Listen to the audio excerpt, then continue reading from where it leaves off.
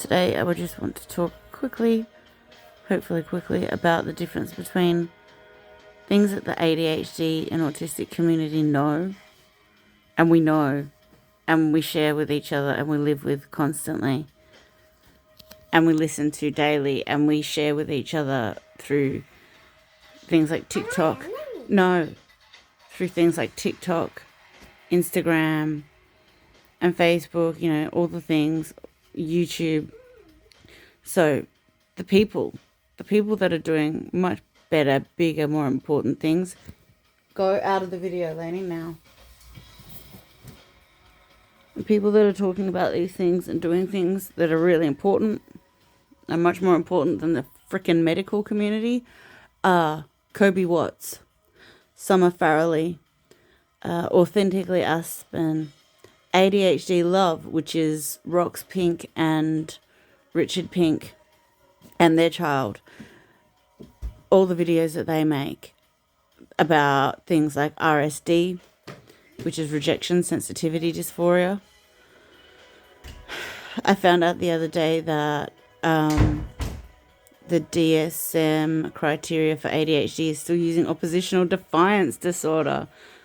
Like, I haven't even heard that term in years, but I know that pathological demand avoidance is what we actually talk about in the community. So that was Christy Forbes. She's a lady who I learnt the most about PDA from. Pathological demand avoidance. Anything that is perceived as something that you have to do, you then can't. It's an instant reaction to not do it. If you're told to do something, you won't do it. There's only two people whose opinions I will take and respect on board and consider what they've said. And I know it's because where they're coming from isn't at all judgment. But I mean, PDA is also things like Christy Forbes said she won't ever clean her glasses because she's told so often, you'd see better if you could see through your glasses. If you clean, you'd see through your glasses better if you clean them. She just never does, so she's always looking through them. Dirty windshields. Now, for those of us who are ADHD and autistic, the ways in which these things play out has different levels. I was trying to talk to my boys this morning to describe the difference between both because they're really confused. They're young. It's really, really hard. It's really hard, especially with kids that have cognitive disorders and language disorders, receptive language disorders.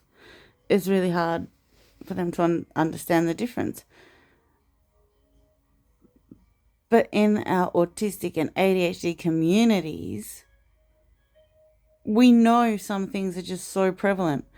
We know that it's an extremely, extremely high number of women that were diagnosed as with borderline personality disorder and then later diagnosed as autistic and ADHD. I think borderline personality disorder is a disgusting and unnecessary and very useless diagnosis to give someone because it's just such a messy pile of criteria, and then it gives people the impression that someone is a violent slut. Like that's what people read, like when they see borderline personality, they think, oh, violent slut. I was diagnosed with borderline personality by a psychologist that had worked with me for a long time in 2006. But they completely missed the fact that I'm very, very, very autistic and have been my entire life. I was pretty much a mute when I was a child. I didn't talk to anyone. I was scared to talk. I was scared to talk at school. And when I did, I was ridiculed. I was laughed at. I was laughed at for my handwriting by teachers. I remember the teachers too. Lishman, Mr. Lishman and Catherine Horton teachers that ridiculed and laughed at me in primary school because my handwriting was so bad. My son was diagnosed before he even started school. We knew this was a problem for him. And he and I both write. We both have so many stories to tell. I wrote a pretty crazy story last night. Also, he and I both have Marsin cancer. And Marsin cancer, Stephen King is used often as the most cited person with Marsin cancer in his birth chart.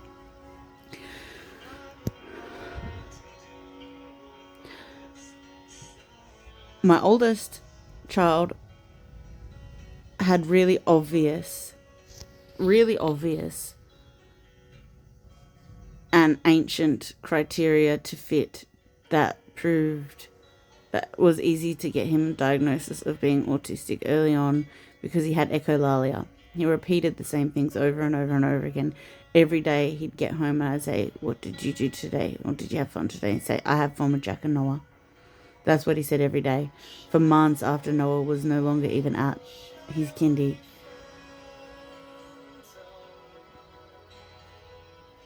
My entire life I have struggled with, until recently, until the last couple of years, putting things away. Because I tried to follow ways I thought you were meant to do things and put things away. But it didn't work for me. And there's no way that works for anyone. Everyone needs to do it differently, their own way. Another thing I wanted to talk about today was renting an opinion. Rent an opinion. You know, that's a Mike Patton quote. Rent an opinion. You can't talk someone out of a position that they've gotten themselves into mentally, or an opinion that they've got. You can't reason with someone about that if they didn't use reason to get to that. If they've just used blind prejudice or opinions to fit in with the people around them to get into absolutely ridiculous, wrong and dangerous opinions that are racist, that are prejudiced. One thing that is very, very true is prejudice is the child of ignorance. I pity everyone who, Corey Glover, singer from Living Colour, very, very grateful. I was raised on his music. The song The Wall by Living Colour is very important. We hate each other because of race and religion. We hate each other because it's what our parents taught us.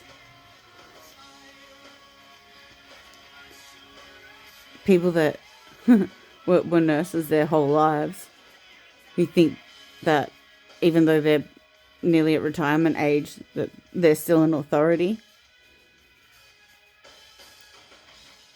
on child development. Like, get your head out of your ass. Go back to damn school. Same with breastfeeding. Like, just knock it off.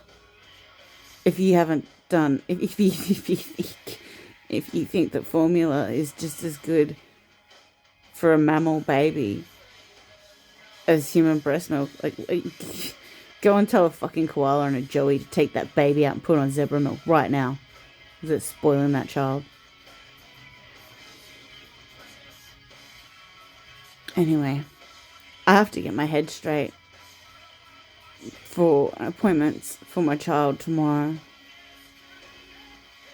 and talk to a pediatrician who may have never had anything to do with the autistic community. All they know is what they're taught in a classroom, or possibly by old people who would still deny a little girl, even though she has the instinctive drive inside her that she doesn't feel like a girl, that they're still going to diagnose. They will refuse diagnosis of autism because she's a girl. That could be the person who's taught the pediatrician that I'm going to see tomorrow for my son. I might see the same pediatrician who denied that there were any red flags for him at all because he drew a circle. The only time he did. My anxiety is going through the roof now because I had to advocate for my child, because even though he got an off-the-charts assessment for ADHD, kids don't get any help for ADHD. They don't get any funding for ADHD for school, even though they can't focus, they can't pay attention, they can't sit still. The noise is too much. The misophonia is too much. There's too much going on. There's too much stimulation, and they cannot focus.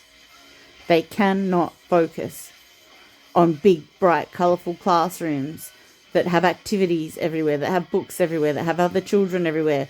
All the children have different bags, and it's so much stimulus. It's so much stimulus. It's noise. It's colour. It's everything. It's all beautiful things, wonderful things. But for some kids, it's way too much of a distraction. He has issues with proprioception. He doesn't know where he is in space. Proprioception. Your nervous system is responsible for putting you in relation to your environment. Through hearing, through sight, through smell, through taste, through touch. Through like your internal thermostats and barometers is pressure. Kids with proprioception issues, their nervous system is out of whack.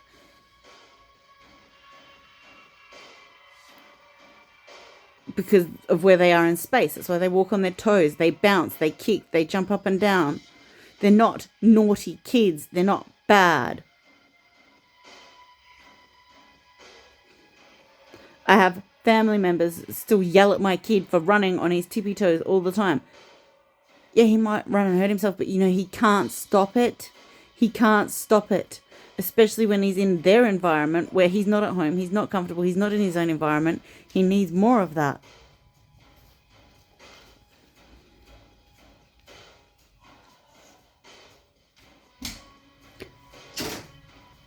My boys need silence. My boys need headphones. My boys need to cut out at very least the noise that happens in classrooms, but it's not just the noise. It's the stimulation. Right now, I'm making this video laying in bed because my Ehlers-Danlos is playing up so bad. My wrists hurt. It's hurting me to hold my phone. My wrists and my fingers hurt from the arthritis, and my feet are freezing cold, so I'm laying here with my electric blanket turned up as high as I can. I can hear my 2 ADHD kids fighting in the kitchen. They're going to come in here and scream. The DSM is so far removed from what we know.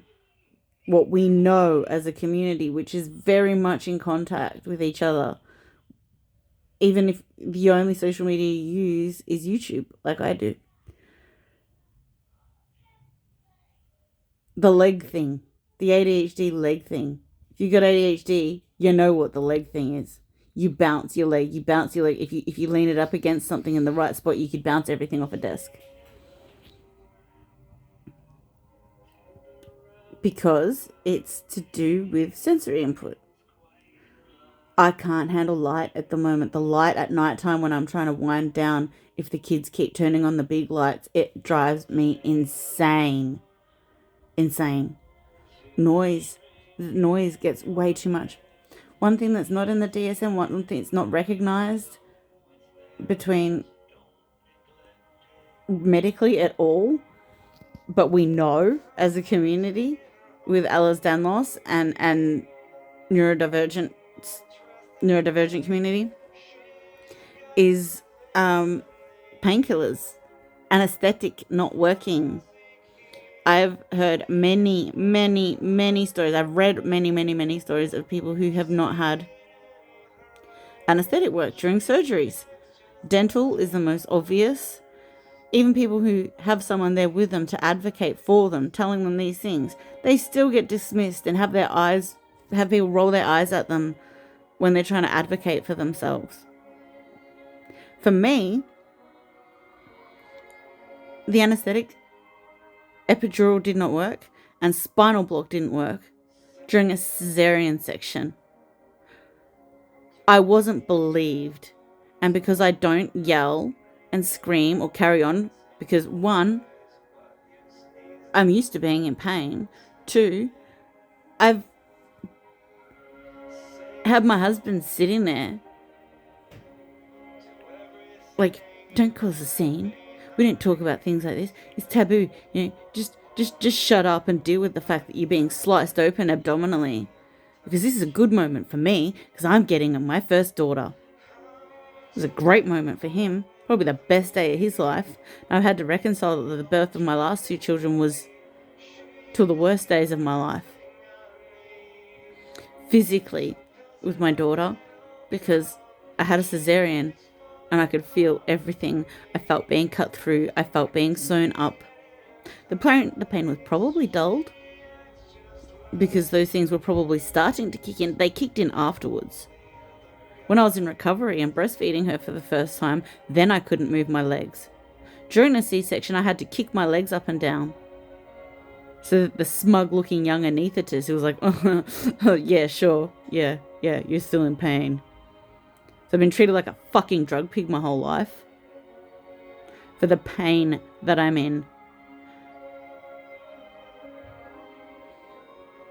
I was denied pain management for years. People wouldn't even send me for a frickin' scan. Then when I finally was sent for a scan, like, oh, look, your back's like collapsed frickin' dominoes. I was told after getting scans by a rheumatologist, you have the spine of someone twice your age. That was when I was in my early 30s. The GP said to me, why am I looking at the spine of a 60-year-old? And he was the first person who actually gave me any pain management.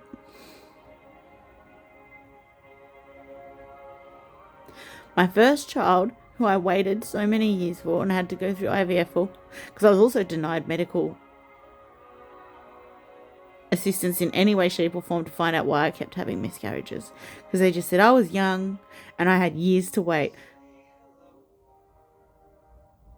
If anyone had been addressing the actual pains I'd been having since I was a kid, if people knew anything about Ehlers-Danlos, if people had picked up on the fact that I was autistic, and even now, it's like I still have to use the fact that Ehlers-Danlos has very, very real things going on. Like, my back is swollen. My shoulders are swollen.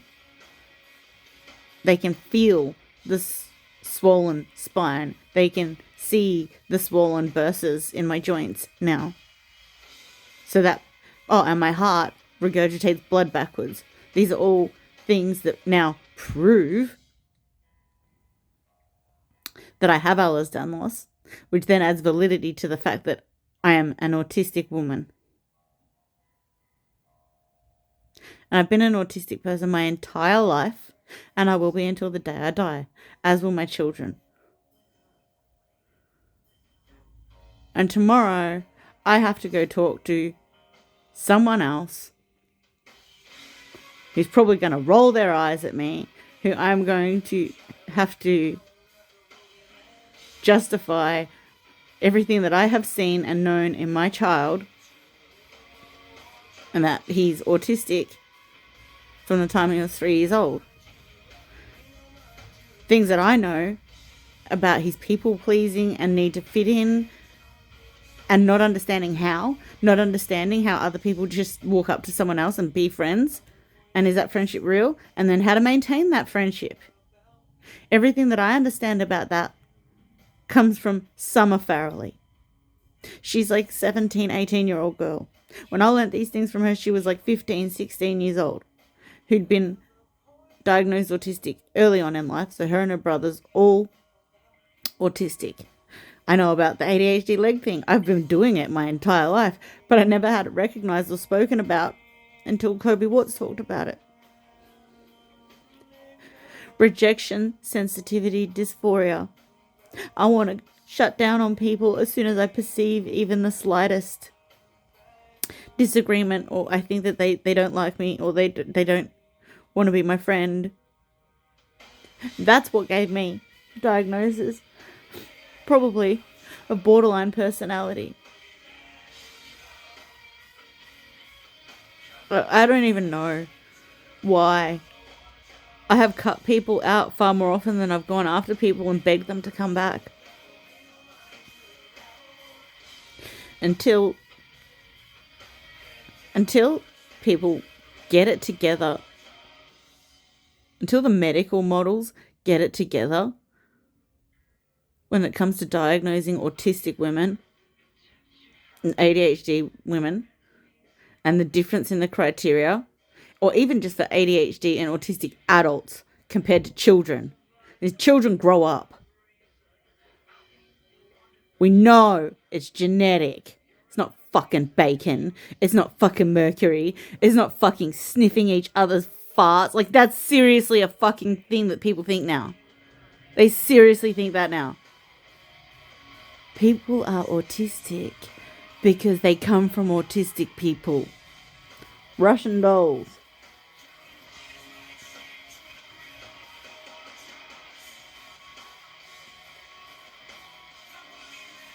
There are a couple of paragraphs that list the different criteria needs to be ticked off to say whether or not someone is autistic or ADHD. And people that are both,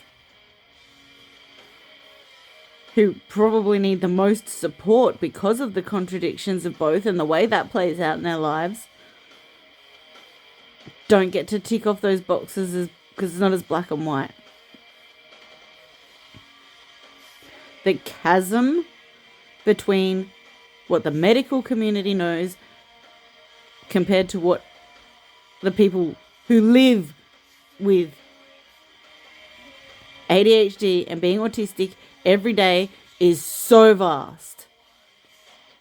It's like the Grand frickin' Canyon between the medical models and what our communities actually know.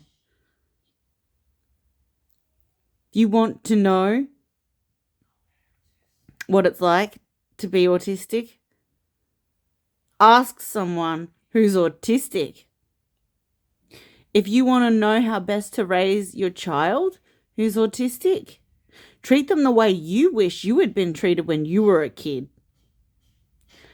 Because I bet your ass your kid didn't just fall out of the sky autistic. Anyone who's told you to grieve for the child you didn't get because they're autistic or ADHD, like, just stop it. That's disgusting. It's so fucking disgusting. If you don't like the kid you got, you shouldn't have had kids in the first place.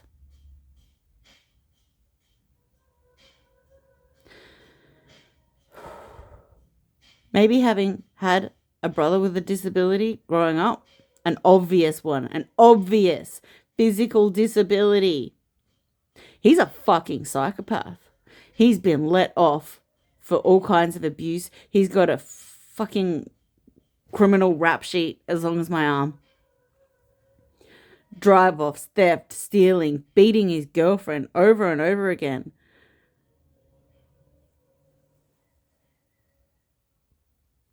Because he's a dwarf, because he has a quadriplasia and everyone can see what's wrong with him, he gets all the concessions in the world. He'd be on the fucking streets if he didn't have his physical disability. And there's those of us that are struggling with all sorts of invisible illnesses and judged. Judged. If you're autistic or you're ADHD or your kids are, please, if you use any sort of social media, follow Kobe Watts, follow Summer Farrelly, follow Rox Pink, follow Rich Pink.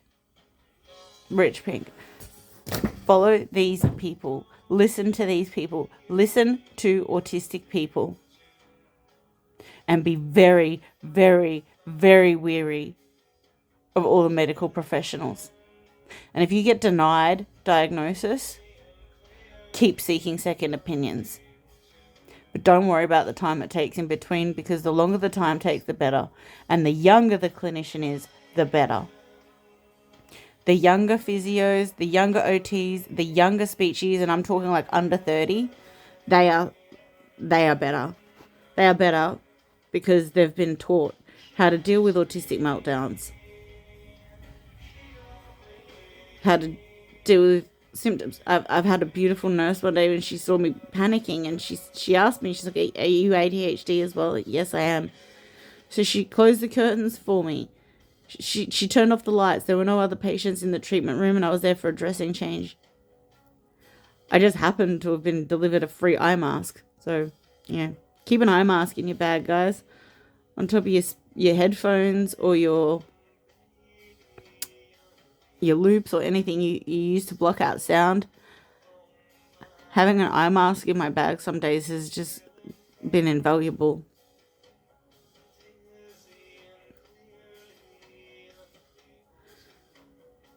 Wish me luck. Wish my little boy luck. Because also ADHD affects my life and my kids' lives in our household more significantly than us being autistic. The autistic side of me and my boys is what cleans the house, keeps things tidy, because we get absolutely freaked out and overwhelmed by the visual clutter. And my little girl is insanely smart, and she's getting more and more zoned out on everything. She does not think about what she's doing when she takes her clothes off and throws them on the ground, or when she takes her shoes off and leaves them in a doorway, or when she pushes steps around because she's going to get what she's insanely smart. She's probably got an IQ just off the charts. But we're going to have to clean up after her whole life. And I'm trying not to criticize her because I know that it's ADHD. But also trying to make it muscle memory for her to be able to know how to declutter. Because you can't manage. You cannot manage too much inventory with physical illnesses, and especially with ADHD. Autistic people, I don't think we have an issue with getting rid of things that are not clutter, because we only care about what we care about. We're not interested in something, we'll throw it in a bin. We don't care. Everything's going to landfill eventually, guys. But keep your inventory low. Look after yourselves. Protect yourself. Protect your health. Protect your boundaries. Protect your mental health. Protect your mental health. Medical trauma is so real still and so prevalent. And you got to have 3 clinicians. I've got 1 clinician already signed off. Our family doctor knows. There's no question what's going on with my kids. The speech and language pathologist we had for years, we can't utilize anymore. Because NDIS. We're not on NDIS anymore. So we're on another wait list for another 2 years. So my kid he needs medication, and he's probably still another couple of years off it. Homeschooling isn't an option because of my physical issues, and what I could teach at home and what I would need to teach at school would mess up his funding if I tried to do combined homeschooling as well.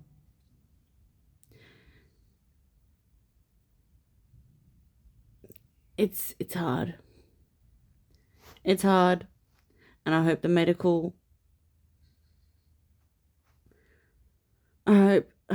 next DSM isn't just a glorified paperweight.